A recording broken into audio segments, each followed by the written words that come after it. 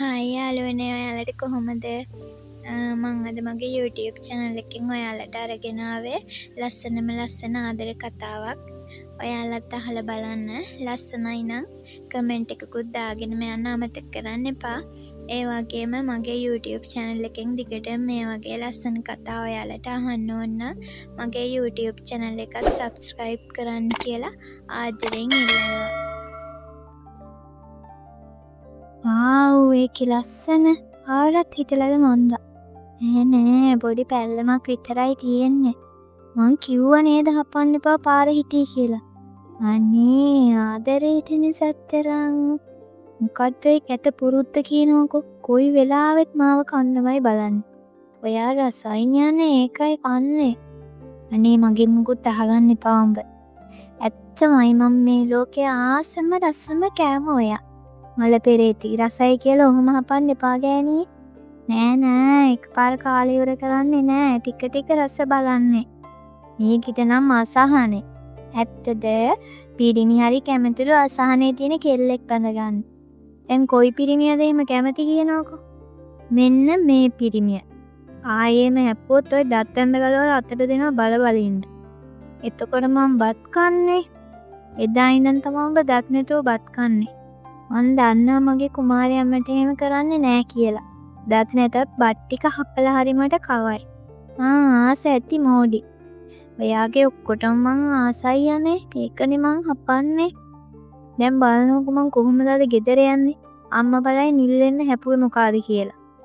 අම්මට කියන්න අම්මගේ ලේලි පොඩ සුදු මහත්තයාගෙන ආදරේ වැඩි වෙලා බෙල්ල කෑවා කියලා. අම්මට කියන්න පුළුවන් ද අම්මගේ ලේලි මිනිමස් කන යකින්නක් කියලා. කමක් නෑ අම්මලත් ඔවා දැනගන්න එපැයි. මොනවද අම්ම දැනගන්න ඕනේ? ලේලි පොඩට හොඳටම අසහනයි කියලා. එතකොට කැමති වෙයිද අසහනකාරීට? ඔව් අම්මා උනන් දවසක තේරුම් ගනීනේ. හිතුවක්කාර මෝඩ නපුරව මෙල්ල කරන්න පුළුවන් මං වගේ ගෑණියෙක්ට විතරයි කියලා. කෙලියෝ දඟකාර ගෑනුකම් ළඟ හැටි දැඩි පිරිමිහිත් නොදැනීම මෙල්ල වුණා. හරියට විහංගිගේ අහස්ගේ ආදර කතාව වගේ. අහස් විහංගේ ආදර කතාව පටන් ගන්න පාසලේදී. අහස්ට වඩා විහංගේ අවුරුද්දක් පහළ පන්ති එකයි හිටියේ. පාසල් කාලේ අවසන් වූ පසු අහස් තමන්ගේම බිස්නස් එකක් පටන් ගත්තේ විහංගේ පෞද්ගලික බැංකුවක රැකියාවක් කරද්දී. ගෙවල් වලටත් හොරෙන් සිව් වසරක්ම මේ ආදර කතාව ලස්සනට ගලාගෙන ගියා.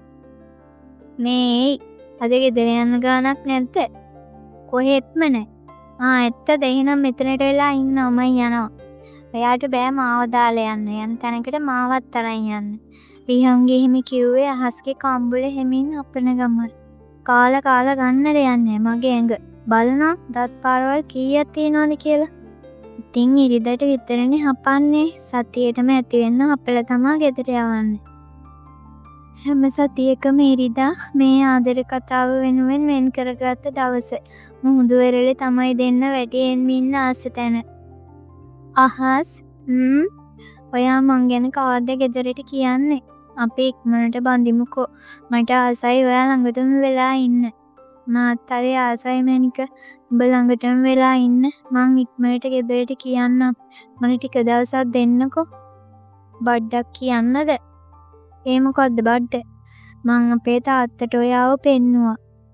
ඇත්තමද විහංගි? මං කිව්වා මගේ ආදරේ මගේ ජීවිතේ තාත්තට පස්සේ මට ආදරේ කරන්න පුළුවන් මාව බලා ගන්න පුළුවන් මේ ලෝකෙ ඉන්න එකම කෙනා ඔයා කියලා. එච්චර දේවල් කිව්වද මගේ පණ්ඩි තාච්චි? අහස් එහෙම කිව්වේ කෙල්ලගේ උකුල උඩින් ඔළුව තියාගන්න ගමන්. තව දේවල් කියන්න හිතුණා. ඔයාගේ ආත්මකරුත්වය ගැන හිතලා මොකුත් නොකිය හිටියා. ඇයි මොනවද මගේ ආත්මකරුත්වය නැති වෙන්න මං කරපු දේවල් කියනවා බලන්න. ඇයි පිස්සෙක් වගේ මාව කිස් කරන්නේ? එක දේවල් පෙන්නලා මාව බය කරන්නේ? බලත්තය. අනේ බයයිද? පව් තොත්ත බබා. බාසම නෑනේ ඒවට කට අරගෙන බලාගෙන ඉන්නේ. ඉතින් මගේනේ. ඔන්න ඉතින් දවස ගෙවුණා. දෙන්නටම ගානක් උනේ නෑ. ඉර බැහැගෙන යනකොට විරල තීරය හරිම ලස්සනයි. කවුරුත් පේන මානයක නෑ. අහස් හෙමින් විහාංගිගේ තොල් මැදට බර වුණේ මුහුතා ඒ තුරුලේ සුවය විඳ ගැනීමටයි. හැම හමුවීමකම කෙලවර මෙයයි. අහස් විහංගි බස් රථයට ඇරලවා නිවස වෙත යන්නේ දවසේ වුණු සුන්දර මතකයන් හිතේ පොදි බැඳගෙනයි. හෙලෝ මගේ පණ පරිස්සමට ගෙදර ගියා නේද? ඔව් මේ දැන් විතරයි. අම්මා දකින්න කලින් කාමරේට පැන ගන්න ඕනේ. බෙල්ලම කාලනේ මේ අස්සනි දැවිලා ඉන්න බෑ. එහෙම කියන ගමන් බයික් එකෙන් බැහැලා ගේ ඇතුළටම යන්න ඇරෙද්දිම අම්මා අද නම් මාට්ටු වගේ ෆෝන් එක හිමින් පහළට දාගෙන ෂේප් එකේ මාරු වෙන්න හැදුවත් අම්මගෙන් නම් ගැලවීමක් නෑ වගේ. කවුද මගේ පුතාගේ බෙල්ල කවුවේ අස්සනි? අනේ අම්මේ කිව්වා නෙමේ කියුණා. අනේ ඇත්තද? මට හිතුනේ හැබැයි ළඟදී ඉඳන් සිකුර ලැබලා කියලා. ඒත් පුතේ උඹට යකින්නකට හිත ගියේ කොහමද? අම්මටත් මරු වෙලාවේ තමා මාට්ටුනේ. අර කි හොඳට hina වෙනවා ඇති. අම්මා කියන ඒවා ඔක්කොම අහගෙන ඉන්නේ. කෝල් එක කට් කළෙත් නෑ. නෝන්ඩියේ තමයි ඉති. කොල්ලා හිතින් විහංගිට බැන බැන අම්මට ලාවට hinaවක් පාලා පැනගත්තා. දැන් නම් මේක අම්මට හංගල වැඩක් නෑ.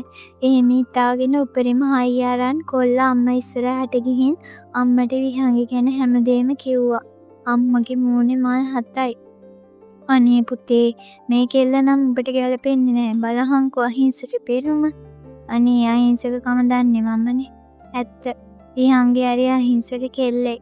අහස ආසම විහංගි කියවිල්ලටයි උරතලේටයි වන වගේ ආදරය කරන්නේ අහස් විහංගිව හරියට පරිස්සම් කළා.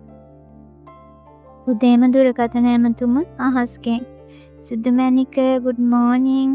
good morning මගේ හැන්සන්. අද වැඩට යන්නේ නැද්ද? කොහමද උදේම සුදු මූණ බලන්න ඕනේ.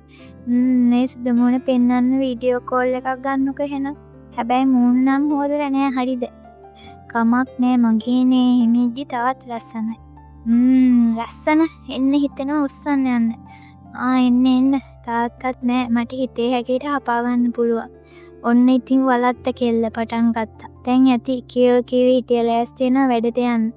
එහෙනම් මං තියන්නම් පරිස්සමට වැඩ ටික කරගන්න. හරි විහංගි පුළුවන් වුණ ගමන් මට කෝල් එකක් ගන්න. බුදු සරණයි පරිස්සමින් ඔය. හරි ආදරෙන් දවස් ගෙවිලා ගියා. දෙන්නට දෙන්න තේරුම් අරන් හිටිය නිසා ප්‍රශ්න ඇති වුණත් ඒව දුරදිග ගියේ නෑ.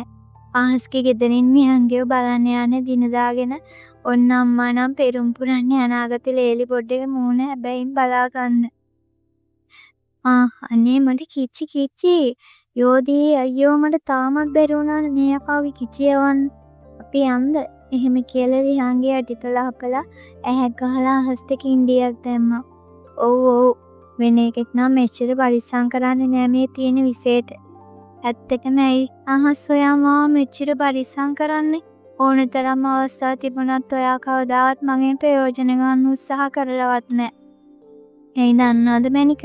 හිතපන් දවසක මගේ ජීවිතේට කරදරයක් වුණොත් උඹ දවසක මදින කොල්ලා ඉස්සරහම බානාත වෙනවා.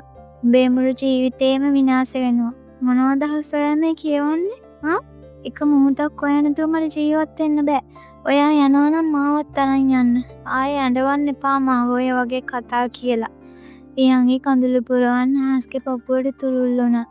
අනේ මේ මොකද කඳුළු? පිසි. දැන් නාත්ත ගන්නවක. මං කැමති නෑ මේ ඇස්වල කඳුළු බලන්න. ඒක නෙමෙයි විහංගි. ඔන්න අපේ අම්මා ලබන සතියේ එනවාකෝ ඔයාව බලන්න.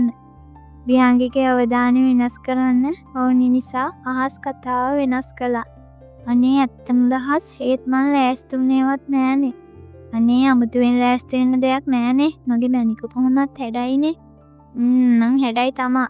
අම්මත් එක්ක එන්නකෝ. අම්මගේ සෙස්සි කෙල්ල බලන්න. එහෙම කියලා ඇස්සල කඳුළු පියන ගන්න ගමන් විහංගි hina වුණා. බැසගෙන යන හිරේලියේ විහංගිගේ මූණට වැටිලා වෙල්ල දෙසින් නමන සීතල උලඟත් එක්ක දන් කරන විහංගිගේ කොණ්ඩේ අතින් හදන ගමන් කඳුළු පුරවන් hina වෙද්දිත් අමුතු ලුක් එකක් තියෙනවා හැබැයි කොල්ලා හැමින් විහංගිගේ දෙතොල් වලට බර වුණේ අදත් සමු ගන්න වෙලාව හරි නිසා. ලස්සන ක්‍රීම් පාට ඔසරියක් ඇඳලා ඉන්න ළඟට දිග කොඩි හදාලා චාම් මේකප් එකක් දාලා ඉන්නේ විහංගි අද නම් සුරංගනාවියක් වගේ ලස්සනයි. විහංගි අහස්ගේ පැත්තෙන් පැමිණි නෑදෑයින්ට හොඳට සංග්‍රහ කළා වගේම හැමෝගෙම හිත දිනා ගන්න විහංගිට පුළුවන් වුණා. විහංගිගේ තාත්තත් අහස්ට උඩින්ම කැමති වුණා.